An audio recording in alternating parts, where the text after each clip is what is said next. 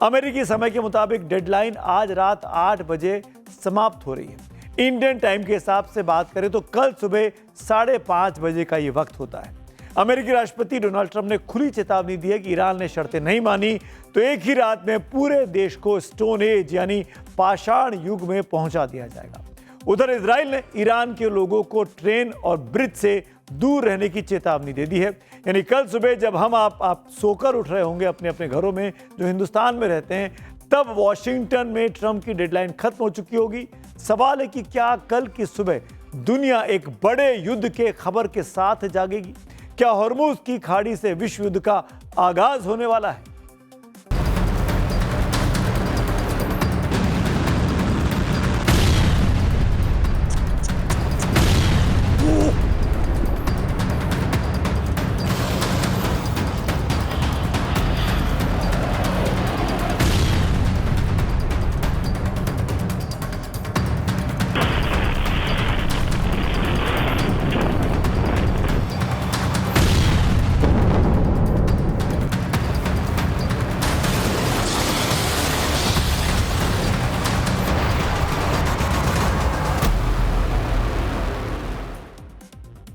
अमेरिकी राष्ट्रपति Donald Trump ने ईरान को डील के लिए भारतीय समय के मुताबिक कल सुबह 5:30 बजे तक का डेडलाइन दिया हुआ है।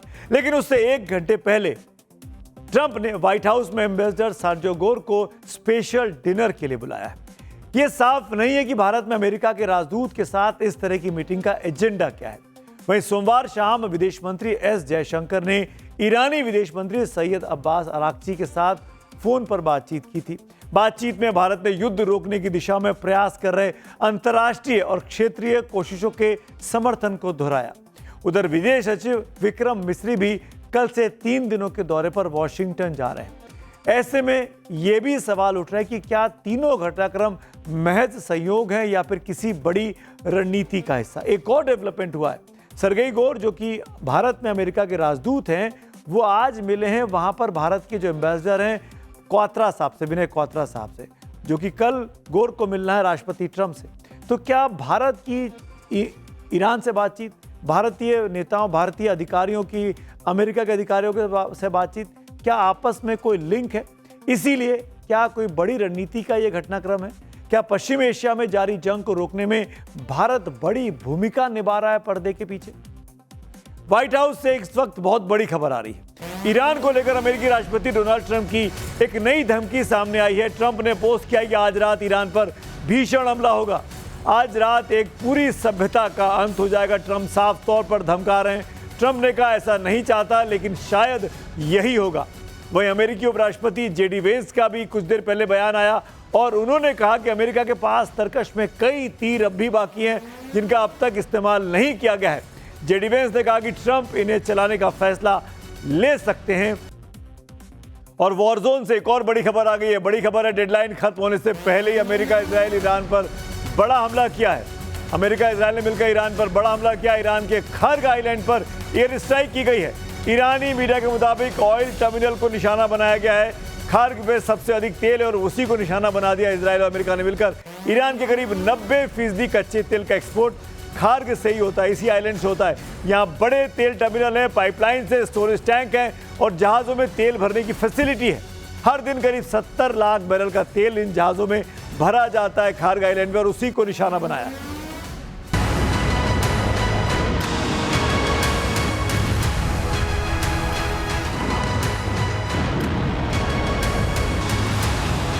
इजरायली डिफेंस फोर्सेज ने ईरानी नागरिकों के लिए एक फरमान जारी किया है। ट्रेनों से दूर रहें, रेलवे लाइनों के पास न जाएं, पावर प्लांट से दूर रहें। संकेत साफ है, किसी भी वक्त ईरान पर सबसे बड़ा हमला शुरू हो सकता है। इधर डोनाल्ड ट्रंप ने भी साफ कह दिया है कि अमेरिका के पास एक ऐसी ताकत है कि एक रात में पूरा ईरान तबाह कर सकते हैं। ट्रंप का मैसेज लाउड एंड क्लियर है, हॉर्मुज स्ट्रेट खोलो, अगर नहीं तो ईरान में no bridge no power plant, यानी ईरान के पुल गिरा दिए जाएंगे और बिजली घर राख कर दिए जाएंगे। एक और जहां अमेरिका ईरान को स्टोन एज में भेजने की धमकी दे रहा है, वहीं ईरान की तरफ से एक अलग ही मंजर दिख रहा है। ईरान दुनिया को मैसेज दे रहा है कि अगर अमेरिका बम गिराएगा तो उसे बेगुनाह नागरिकों के खून से हाथ रंगने होंगे। इधर ईरान के राष्ट्रपति मसूद पेजेश्कियन ने बलिदान वाला दांव चल दिया है। सोशल मीडिया पोस्ट में राष्ट्रपति मसूद पेजेश्कियन ने दावा किया है कि 1.4 करोड़ ईरानी अपने देश के लिए जान देने को तैयार हैं। तो एक और ट्रंप की ओर से दी गई डेडलाइन के खत्म होने के अब कुछ ही घंटों का वक्त रह गया, तो वहीं ईरान के साथ बैकडोर चैनल से बातचीत भी चल रही है।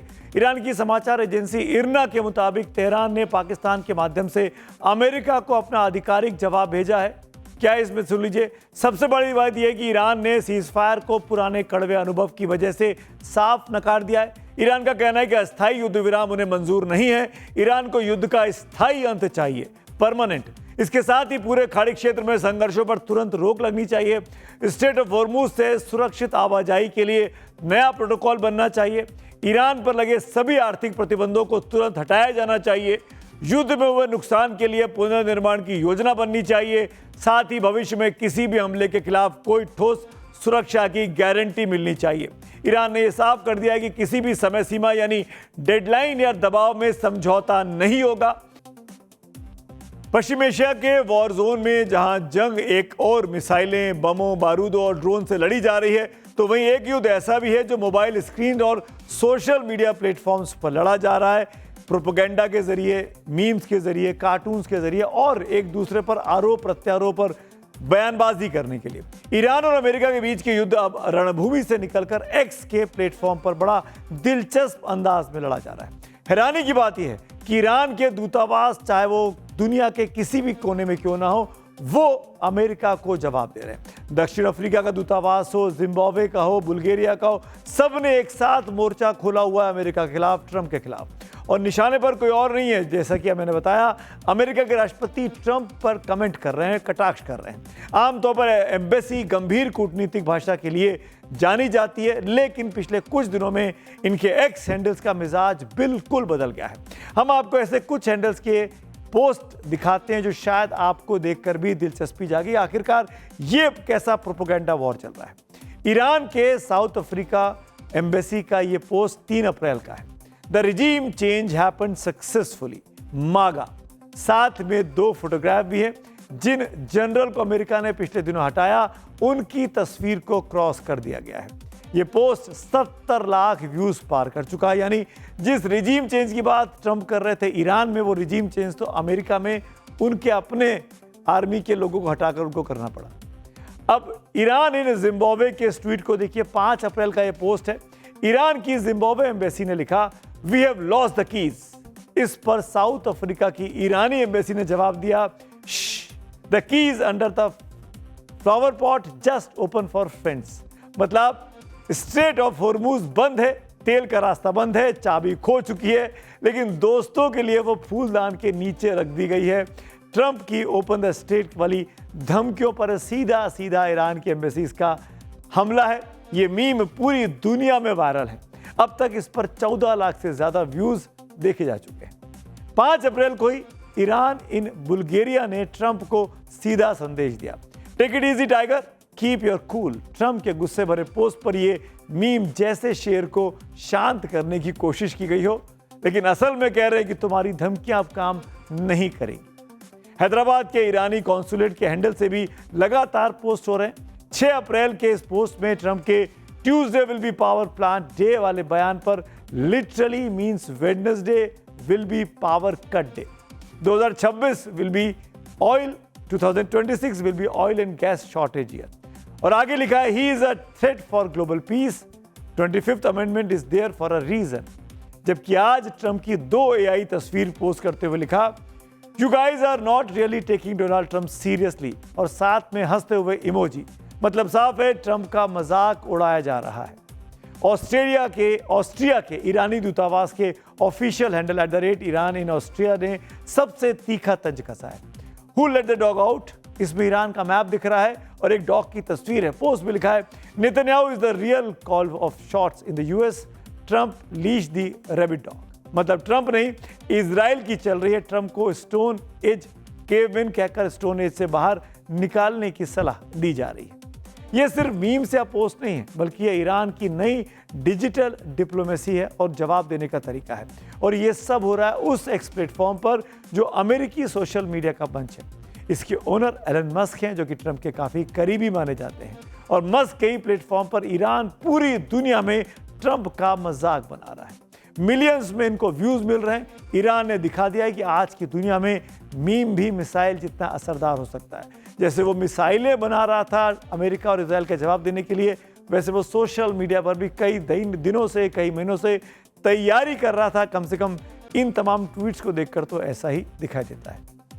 अब एक और बड़ी खबर आपको दे देता हूं। इस वक्त की बड़ी खबर आ रही है, नेटो में शामिल तुर्की के राष्ट्रपति तैयब एर्दोगान ने इशारों में ट्रंप और नेतन्याहू को आज का हिटलर कह दिया है। एर्दोगान ने कहा कि अपनी पॉलिटिकल करियर को बचाने के लिए शांति को कमजोर कर रहे हैं कुछ नेता। हिटलर अपनी अनियंत्रित महत्वाकांक्षाओं का शिकार बन गया था, एर्दोगान का ये कहना है। अब एक खबर ईरान के सुप्रीम नए लीडर जो बने मुस्तफा खामेनी, उनके बारे में भी जान लीजिए। बड़ी खबर ये, अमेरिका और इजराइल की खुफिया एजेंसियों के मुताबिक मुस्तफा खामेनी बेहोशी की हालत में हैं और फिलहाल देश चलाने के काबिल नहीं बचे हैं। रिपोर्ट में कहा गया है कि मुस्तफा खामेनी ईरान के कोम शहर में हैं और उनका सीरियस मेडिकल कंडीशन में इस वक्त इलाज चल रहा है। 56 साल के मुस्तफा खामेनी ईरान के सुप्रीम लीडर तब बने थे जब 28 फरवरी को ही पहले दिन ही इस लड़ाई के इजराइल और अमेरिका की तरफ से किए गए हमले में उनके पिता और सुप्रीम लीडर रहे अयातुल्लाह अली खामेनी की मौत हो गई थी। उस हमले में वहाँ मुस्तफा भी मौजूद थे जो घायल हो गए थे। सुप्रीम लीडर बनने के बाद से मुस्तफा खामेनी को सार्वजनिक तौर पर नहीं देखा गया और कई रिपोर्ट्स में पहले भी दावा किया गया था कि वो हमले में गंभीर घायल हैं।